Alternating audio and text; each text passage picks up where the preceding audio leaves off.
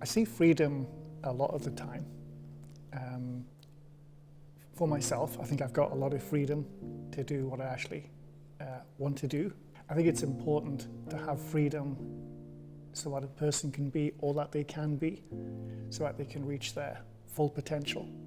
That might mean developing certain skills, abilities, following through on hobbies. I think where I don't see freedom is if somebody is in a relationship where those things can't be explored, where it might be something that the other person doesn't actually buy into for some reason. I've got freedom to express my views, given that we live in a democratic society. But I do have friends from other cultures, and I have a friend from Iran, and I know that if he went back to his country, he wouldn't be able to express the views that he has. For one thing, he's not a Muslim. In fact, he has a Christian faith, which wouldn't be particularly popular with the current government. And his family in the past had to flee Iran in order to be safe and live the life that they wanted to live. I think it does when you're young because you're very conscious about what other people think. But as you get older and you get more confidence and get to know yourself better and have the courage and the determination just to be who you are, to express who you are, then that is something that you can do. But I do appreciate that when you're younger and you're trying to find your place in the world, it can be very difficult to actually be who you want to be and not conform to what others think that you should be instead. I think in the UK, freedom hasn't changed that much. I think that's a good thing in the sense that we've always had freedom. And of course, during World War II, the fight was all about freedom.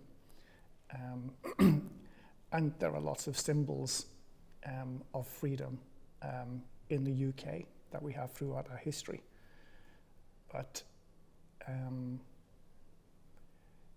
I think it's an ongoing situation in the world where in some countries there will be freedom and in others there won't be. And I think that's been consistent throughout history for hundreds of years. I have a lot of friends from other cultures, of other nationalities, different beliefs, different sexual preferences.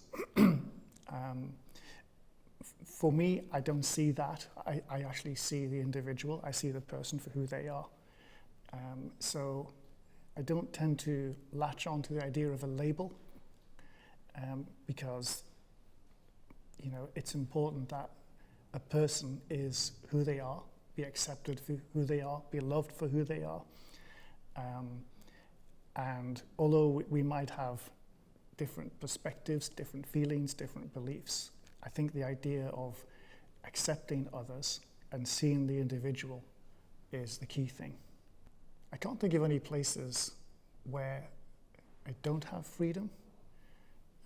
If I've experienced a lack of freedom for myself, it's where perhaps other people have tried to control what you're doing.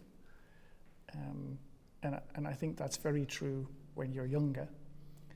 But as you get older and know yourself better and are responsible for your own actions, then you can experience that freedom so much more.